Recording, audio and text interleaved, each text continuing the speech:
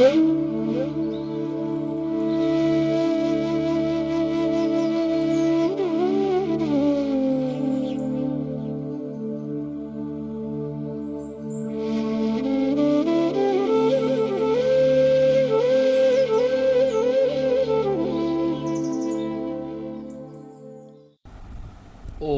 জননীং শারদাং দেবীং রামকৃষ্ণং জগদ্গুরুং পাদপদ্মে তয়ো শ্রিত্বা প্রণমামি মুহুর্মুহু।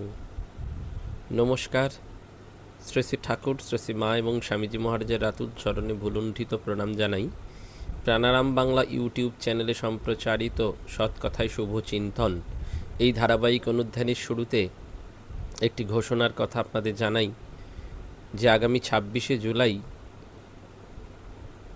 বেলুড় মঠের স্বামী অবেদানন্দ কনভেনশন সেন্টারে আয়োজিত হচ্ছে প্রাণারাম বাংলা আয়োজিত ভক্ত সম্মেলন।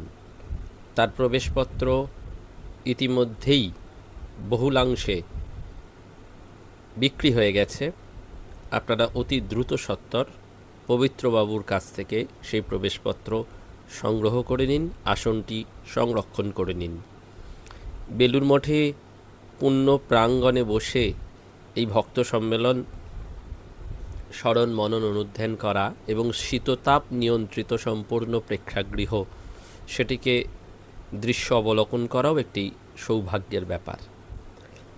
আপনাদের এই ঘোষণাটি জানিয়ে রাখি, আগামী 15ই মে অর্থাৎ শুক্রবার কাল সন্ধ্যাবেলায় মধ্যমগ্রাম কালীবাড়িতে ঠাকুর মা স্বামীজির পুণ্য প্রসঙ্গে উপস্থিত থাকব। আপনারা সন্ধ্যেবেলায় 6টার পরে মধ্যমগ্রাম কালীবাড়িতে এসে যোগাযোগ করতে পারেন। কোনো প্রবেশপত্র নেই, ঠাকুর মা স্বামীজির কথা হবে সন্ধ্যেবেলায়। আর আত্মবিকাশ এবং বিবেকানন্দ অনুধ্যান কেন্দ্রের জন্য আপনাদের কাছে আবেদন রইলই যে প্রতি মাসেও আপনারা যদি একটু একটু সাহায্য পাঠান, তাহলে যেহেতু আমাদের তো একটা প্রতি মাসের খরচ রয়েছে, এই মেয়েদের স্কলারশিপ দেওয়া, তাদের কিছু পড়ানো, স্কিল ডেভেলপমেন্ট করানো, সেইগুলোর যারা ট্রেনার তাদের খরচ, ওদের একটু টিফিন দেওয়া, আর আমরা একটা স্কুলকে টেক আপ করার কথা ভাবছি। তো এর জন্য আমাদের একটু অর্থ দরকার, একটু ইনফ্রাস্ট্রাকচার ডেভেলপমেন্টের জন্যও দরকার। প্রসঙ্গত বলে রাখা, যদি হাওড়া অঞ্চলে কেউ তাদের ফ্ল্যাট ব্যবহার করার জন্য দেন, যে হয়তো ফ্ল্যাটে নেই এই মুহূর্তে, তারা আমাদের জায়গাটি ব্যবহার করার জন্য দিচ্ছেন, তাহলেও খুব উপকার হয়। কারণ একটা ট্রেনিং কমপ্লেক্স বলতে অর্থাৎ সেলাই হোক, কম্পিউটার হোক, এটি করতে গেলে তো আমাদের একটু জায়গা পরিসর দরকার। আমরা পাঠচক্র একটি জায়গায় করছি, কিন্তু আরও কিছুটা জায়গা আমাদের দরকার। যদি আপনারা কেউ এগিয়ে আসেন, সহৃদয় ব্যক্তি, কোনো বাড়ি হোক, ফ্ল্যাট হোক, কিন্তু সেটি হাওড়া রামরাজাতলা, শ্যামাশ্রী, পার্বতী এই ধরনের চত্বরের অঞ্চলে হলে, মেয়েরা এই সব অঞ্চলেরই তো একটু সুবিধে হয়। বুঝতেই পাচ্ছেন, মেয়েদের সেফটি সিকিউরিটিটাও তো আমাদের একটা ভাবতে হয় সবটা। আর যদি কলকাতার দিকেও কেউ তাদের ব্যবহৃত ফ্ল্যাট বা কিছু জমি বাড়ি কোনোভাবে আমাদের কেন্দ্রকে উপহার দিতে চান, তাহলে সেটাও আমরা রাজি আছি। কারণ আমাদের একটু অর্থবল সংগ্রহ করতে হবে, এটার মধ্যে কোনো লজ্জা নেই। এই ভিক্ষা আমার চাকরির জন্য নয়, কিন্তু আমার অন্য সংস্থানের জন্য নয়, এই মানুষের সেবার জন্য। আজকের শুভ চিন্তনে আমরা সেই কথাই বারবার স্মরণ করব যে এই জগৎ বা সংসার, জগৎ মিথ্যা বললে ভুল, সংসার মিথ্যা, এটা আমরা বুঝতে পারি না। পরতে পরতে অভিজ্ঞতার নিরিখে আমরা বুঝতে পারি। আমাদের রামকৃষ্ণ মঠ মিশনের খুব প্রাচীন বৈদান্তিক সন্ন্যাসী ছিলেন শ্রীমৎ স্বামী ধীরেশানন্দজি মহারাজ। এই ধীরেশানন্দজি মহারাজ খুব গল্পের মাধ্যমে বেদান্তের উচ্চ তত্ত্বকে প্রকাশ করতেন। সেটি সৎসঙ্গ রত্নাবলী নামে অনেক সময় নিবোধত পত্রিকায় প্রকাশিত হয়েছে।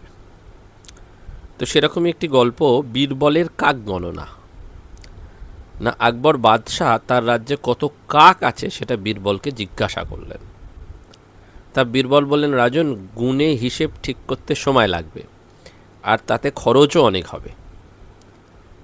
তো বীরবলের এই কথা শুনে বাদশাহ তাকে কয়েক হাজার টাকা দিলেন। কিছুদিন পর বাদশাহ কাক গণনা বিষয়ে পুনরায় জিজ্ঞাসা করলে বীরবল বললেন, এখনও কিছু গণনা বাকি আছে। তার কয়েকদিন পরে বীরবল এসে খবর দিলেন, হুজুর, আপনার রাজ্যে এত কোটি, এত লক্ষ, এত হাজার, এত কাক আছে। বাদশাহ বললেন, যদি পুনঃ হিসাবে কম বেশি হয়। বীরবল চালাক, বুদ্ধিমান, তিনি বললেন যে হুজুর, যদি সংখ্যায় বেশি হয় তাহলে বুঝতে হবে অন্য রাজ্য থেকে আপনার রাজ্যে কাকেদের কেউ কেউ মেহমান হয়ে এসছে, অতিথি হয়ে এসছে। আর যদি সংখ্যায় কম হয় তাহলে জানবেন যে আপনার রাজ্যের কিছু কাক অন্য রাজ্যের অতিথি হয়ে চলে গেছে। বীরবল খুব খুশি হলেন। বীরবলের এই উত্তর শুনে বাদশাহ খুব খুশি হলেন।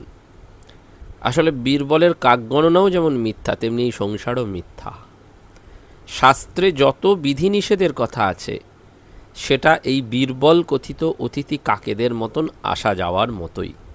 সেজন্য ওই বিধিনিষেধের কল্পনা করে কেবলমাত্র অজ্ঞানীদের বুঝিয়ে দেওয়ার জন্য, বস্তুত জগতের অস্তিত্বই নেই, সব স্বপ্নবিলাস।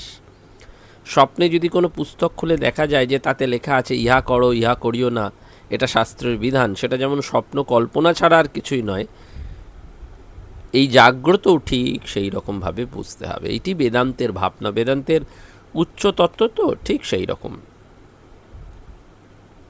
এই জন্য আমাদের এই সৎ রত্নাবলিতে বা সৎসঙ্গ রত্নাবলিতে এই ভাবটি, বিধিনিষেধ, আমাদের বারবার মনে রাখতে হয়। আমরা জানি যে এই যে জগৎ বা সংসার মিথ্যা, এটি ঠাকুরও কিন্তু বিভিন্ন রকমভাবে বুঝিয়েছেন, বিভিন্ন রকমভাবে বোঝানোর চেষ্টা করেছেন এই সংসারী মানুষদের। বিশেষ করে শিক্ষক শ্রী রামকৃষ্ণকে সেই জন্য বারবার মনে হয় যে তাঁর অবতার রূপের চেয়েও মানুষ রূপের প্রতি আকৃষ্টতা আমাদের বেশি। অশ্বিনী কুমার দত্ত ঠাকুরের কাছে সেই জন্য এসে তাকে দেখে বলেছিলেন, আপনার কাছে খুব মজা। মহিমাচরণ চক্রবর্তী তাকে সাধক সিদ্ধ পুরুষের বেশি মহিমা দিতে রাজি হননি, কিন্তু ডাক্তার মহেন্দ্রলাল সরকার তাকে মানুষ হিসাবে সর্বোচ্চ সম্মান দিতেই রাজি হয়েছিলেন।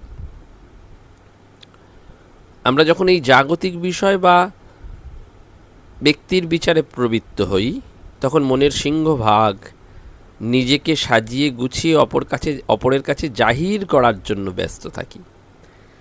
তাই আমাদের বিচার বিশ্লেষণ খুব কম ক্ষেত্রেই সঠিকের কাছাকাছি পৌঁছয়। কিন্তু শ্রীরামকৃষ্ণের স্বতঃস্ফূর্ত স্বাভাবিকতা, তাঁর স্বচ্ছ দৃষ্টি অবলম্বন করে সহজেই সঠিক মূল্যায়নে পৌঁছে যেত। এই এবং ঠাকুরের শিক্ষাদানের প্রয়োগটাও ছিল অভিনব। স্বামী যোগানন্দজি তখন যোগিন, যত্রতত্র খেতে পারেন না, ব্রাহ্মণ্য সংস্কারের প্রতি তার প্রবল নিষ্ঠা। ঠাকুরের সঙ্গে দক্ষিণেশ্বর থেকে বেরিয়ে কলকাতায় বিভিন্ন ভক্তের বাড়ি ঘুরে অবশেষে বলরাম মন্দিরে এসছেন। সারাদিন কোথাও কিছু গ্রহণ করেননি খাবার, যার ফলে অবসন্ন, ক্লান্ত। ঠাকুরও কোথাও তাকে কিছু খেতে বলেননি। কিন্তু এখানে পৌঁছেই তিনি বলেন, ওগো, এ ছেলেটি সারাদিন কিছু খায়নি, তোমরা ওকে একটু জগন্নাথের প্রসাদ খাওয়াও। আবার মহেন্দ্র মুখোপাধ্যায় ও তার ভাই প্রিয়নাথ অধর সেনের বাড়িতে ঠাকুরের কাছে এসছেন। অধর সেন সুবর্ণ বণিক, তবে ঠাকুর ও অন্যান্য ভক্তরা সেখানে স্বচ্ছন্দে আহার করতেন। মুখোপাধ্যায়দের আহার করতে সংকোচ হচ্ছে, কারণ সামাজিক লোকনিন্দার ভয়। ঠাকুর তখন তাদের বলছেন, এরা সবই করছেন, শুধু ওইটেতেই সংকোচ। একজনের শ্বশুর ভাসুরের নাম হরি কৃষ্ণ, এইসব। এখন হরিনাম তো করতে হবে, কিন্তু হরে কৃষ্ণ বলবার জো নেই। তাই সে জপ করছে ফরে কৃষ্ণ, ফরে কৃষ্ণ, কৃষ্ণ কৃষ্ণ, ফরে ফরে। অর্থাৎ এই বলে তাদের ভুলটা তিনি ভাঙিয়ে দিয়েছিলেন। এবং ঠাকুরকে ঘিরে অগণিত মানুষ থাকতেন। ঠাকুর গেরুয়া ধারণ করেননি, আমরা জানি। কিন্তু সংসারে বাস করেও তিনি উচ্চ আধ্যাত্মিক জীবনযাপন করতেন। শ্রীরামকৃষ্ণের হৃদয়ে যে ঐশী আনন্দ জাগ্রত হতো, সে পরমানন্দ সম্পর্কে শুধু ধারণাই যথেষ্ট নয়, সেই ঐশ্বরিক আনন্দের দার্শনিক উৎসটাও কিন্তু আমাদের বারবার বুঝতে হয়। এবং যারা তার কাছে আসতেন তারাও সেই আনন্দটি কিন্তু নিয়ে ফিরে যেতেন। এই জন্য বলা হয় যে শ্রীরামকৃষ্ণদেব অখণ্ড এবং আপেক্ষিক সত্য এই দুইভাবেই সমন্বয় সাধন করেছেন। মানুষের আধ্যাত্মিক ভাবনার সাথে যে পূজার একটা অবিচ্ছেদ্য অঙ্গ রয়েছে, সেই পূজাটাও তিনি কিন্তু করেছেন, বাহ্যিক পূজাও তিনি করেছেন। সেজন্য আমরা এই ঠাকুরের মধ্যে এক অনির্বচনীয় আনন্দকে উপলব্ধি করি, বুঝতে পারি।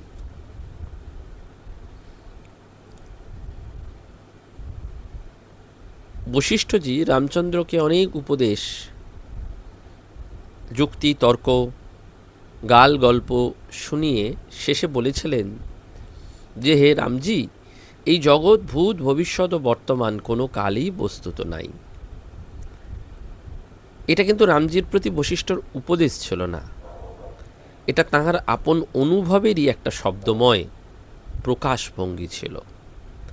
বাস্তবিক এই দৃশ্য প্রপঞ্চ কিচ্ছু নেই, এটা একটা সত্তাবিহীন প্রতীতি মাত্র।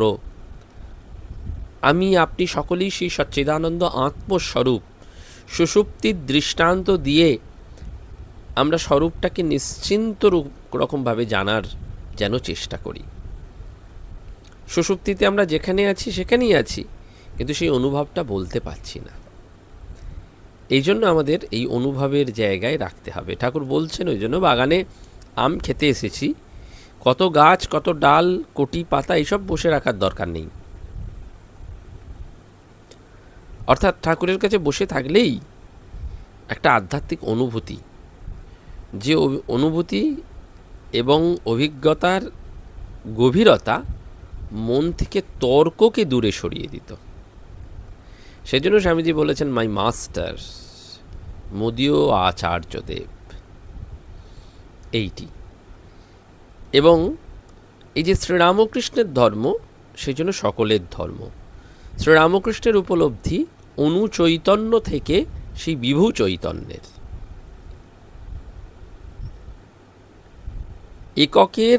একক অভিমুখে যাত্রা। আমায় নইলে ত্রিভুবনেশ্বর, তোমার প্রেম হতো যে মিছে। এই সব কিছু কিন্তু আসলটি, এই সব কিছুর মধ্যেই আসলটি কিন্তু রয়েছে যে এই জগতের এই সমস্ত আপাত শিক্ষণীয় অভিজ্ঞতার মধ্যে দিয়েও কিন্তু তার কাছে গিয়ে পড়া ঈশ্বর চিন্তার, এই ঈশ্বর চিন্তার শুভক্ষণটি ধরে রাখা, এই ঈশ্বর চিন্তার মূল ধারক বাহককে বারবার জীবনের মধ্যে আনা। আমাদের সেজন্য এই ভালোবাসাটিও কিন্তু আনতে হবে। 1894-এ মহাপুরুষ মহারাজকে একটি পত্রে স্বামীজি খুব সুন্দর করে লিখেছিলেন যে ভালোবাসায় ফল ফলবেই ফলবে। কারণ যে কোনো ভাষার আবরণেই থাকুক না কেন, ভালোবাসা মানুষ আপনা হতেই বুঝতে পারে। আর মানুষ যাকে পছন্দ করে তার কথাই ধৈর্যের সঙ্গে শোনে। জগৎ উচ্চ উচ্চ নীতির জন্য আদৌ ব্যস্ত নয়, তারা চায় ব্যক্তি।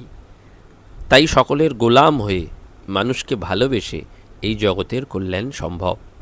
সৎ উদ্দেশ্য, অকপটতা এবং অনন্ত প্রেম বিশ্ব জয় করতে সক্ষম। 1857 সালে ভারতী পত্রিকার সম্পাদিকা সরলা দেবীকে স্বামীজি লিখেছিলেন, দয়া আর ভালোবাসায় জগৎ কেনা যায়। লেকচার, বই, ফিলোসফি সব তার নিচে। লাভ কনকার্স ইন দ্য লং রান। দিক হলে চলবে না, ওয়েট ওয়েট। সবুরে মেওয়া ফলবেই ফলবে। এই ভালোবাসাটিও কিন্তু আমাদের দরকার। সেজন্য কাজ করতে গেলে নিন্দা প্রশংসা সব আসবে, জগৎ থেকে আমরা সেটি চাই, বুঝতে পারি, কিন্তু তার বাইরে যেতে হবে। কোনো নেগেটিভ নয়, সমস্ত সময় পজিটিভ পজিটিভ পরে পজিটিভ, এইটি আমাদের বারবার মনে রাখতে হবে। সেজন্য এই পবিত্রতা, সহিষ্ণুতা, অধ্যাবসায় এইগুলিকে রাখা এবং মানুষের সাথে যোগাযোগটি রেখে ভালো কর্মের মধ্যে দিয়ে জীবনটাকে সুন্দর করা, জীবনের মধ্যে সেই পবিত্রতা আনা।